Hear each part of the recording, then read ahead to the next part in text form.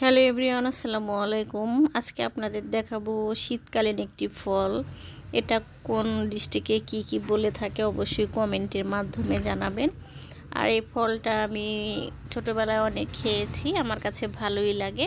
বিশেষ করে এটা শীতের ভিতরে পাওয়া যায়, শীত ছাড়া কিন্তু এটা পাওয়া যায় না।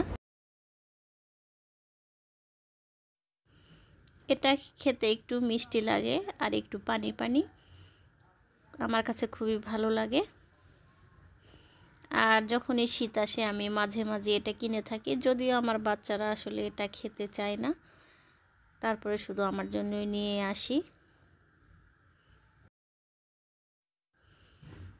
আর এটা কি ফল আমি ভিডিওর শেষে বলছি।